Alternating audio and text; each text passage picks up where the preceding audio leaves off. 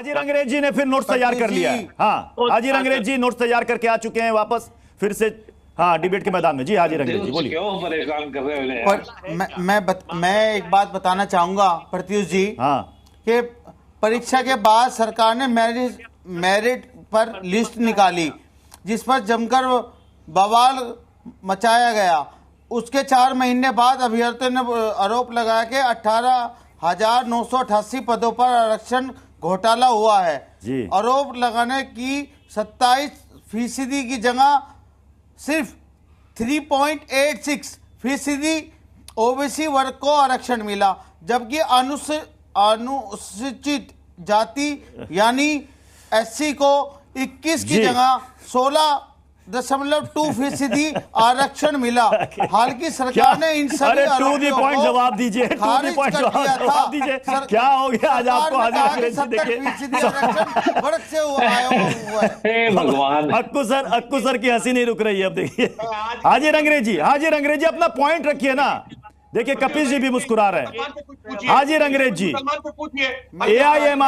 AIMIM खुद को कहां पा रही है बाई इलेक्शन में? आपको तो सबने अछूता कर दिया। ओवैसी साहब ने कहा हम वो लैला है जिसके मजनू हजार हैं, लेकिन ऐसा होता है कि इलेक्शन के टाइम पे दरकिनार हो जाते हैं। जो भी लोग इसमें इन्वॉल्वमेंट है जिनकी, उनके खिलाफ कानूनी कार्रवाई होनी चाहिए और योगी जी को अपना इस्तीफा दे देना चाहिए। देखिए उतनी देर पढ़ने के बाद इन्होंने आखिर में बोला कि योगी जी को इस्तीफा दे देना चाहिए। राकेश जी सुन लिया आपने, जवाब दे दीजिए। बड़ी बात ये है कि मैंने कहा था हाजी मेहरुद्दीन अंग्रेज जो है ये कोई पहली बार डिबेट नहीं कर रहे हमारे साथ, बहुत डिबेट की है।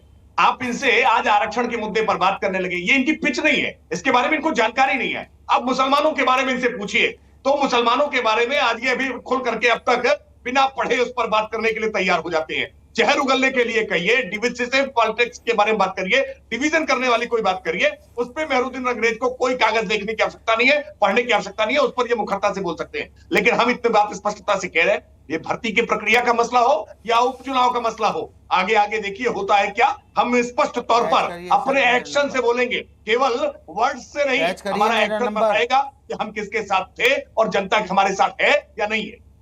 जी रोहित अग्रवाल जी, उपचुनाव से पहले सब कुछ ठीक ठाक? क्योंकि यह सवाल मैं अभी समाजवादी पार्टी से भी पूछ रहा हूं, कांग्रेस के साथ कितने सीटों पर तालमेल हो गया है? देखिए ऐसा है प्रत्युष भाई, ये जो झटके वटके की बात करते हैं ना, ये उपचुनाव के बाद ये झटके वटके की बातें ही खत्म हो जाएंगी, क्योंकि ऐसा झटका लगेगा विपक्ष को कि जो एक नैरेटिव सेट करने की कोशिश की है ना इन्होंने कि झटका लग गया एनडीए को, झटका लग गया एनडीए को, वो सारा झटका 10 की 10 सीट हार के विपक्ष अपने घर में ही दिखाई पड़ेगा। इनसे पूछे 69,000 शिक्षक भर्ती में कभी गए हैं? कभी अखिलेश यादव गए हैं छात्रों के बीच में? माननीय जयंत चौधरी जी स्वयं गए थे छात्रों के बीच में, फोटोग्राफ है, वीडियो है, उनका लेटर है जो उन्होंने मुख्यमंत्री को लिखा था। अखिलेश यादव आज जो राजनीतिक रोटियां सेक रहे हैं इस मुद्दे के ऊपर, कभी 69,000 शिक्षक भर्ती के मामले में उन्होंने कभी आवाज उठाई है? कभी छात्रों के गए उनके कार्यालय से, उनके आवास से 1.5 किलोमीटर है खाली, और जबकि माननीय जयंत चौधरी, रोहित अग्रवाल जी अपने ही खिलाफ क्यों बोल रहे हैं? माननीय जयंत चौधरी जी दिल्ली से आए थे और 1.5 किलोमीटर अपने ही खिलाफ क्यों बोल रहे हैं, तो मैं पूछ रहा हूँ आज आप कहाँ खड़े अभ्यर्थियों? मुझे लगता है कि राहुल राजभर जी इस मामले में तो कांग्रेस को बढ़ चढ़ करके सामने आना चाहिए। राजनीतिक कांग्रेस ने न्याय यात्रा निकाली, भारत जोड़ो यात्रा निकाली, युवाओं के लिए, आरक्षण के लिए और रोजगार के लिए आवाज उठाई। इस मामले में कांग्रेस क्यों पिछड़ रही है? क्यों लीड ले रही है इस मामले में समाजवादी पार्टी? कांग्रेस कहां ले रही है? लगातार हमारे प्रदेश अध्यक्ष, लगातार हमारे प्रभारी लगातार इस पे बोल रहे हैं। हम कहाँ पीछे हैं? हम ही तो असली न्याय की बात कर रहे हैं और न्याय की लड़ाई लड़ रहे हैं। तो क्या कपिल जी नकली बात करते हैं क्या? नहीं, किस मौके पे हम पीछे हट रहे हैं? हम तो हमेशा लड़ रहे हैं। इस देश में, इस प्रदेश में अगर कोई न्याय के लिए मजबूती से लड़ने वाला अगर नेता है तो राहुल गांधी है। तो इंडिया गठबंधन के तमाम सारे घटक दल, तमाम सारे लोग लगातार इस बात की लड़ाई लड़ रहे हैं कि इस देश में पिछड़ों के साथ, दलितों के साथ, आदिवासियों के साथ अन्याय नहीं होने देंगे। तो क्या अक्कू श्रीवास्तव सर क्या अब यहां पर आरक्षण को लेकर अब क्रेडिट लेने की होड़ की है कि नहीं, जंग तो नहीं शुरू होने वाली है? अभी डिबेट में ही नजर आ रहा है कि आवाज उठाने वाले असली तो हम ही थे।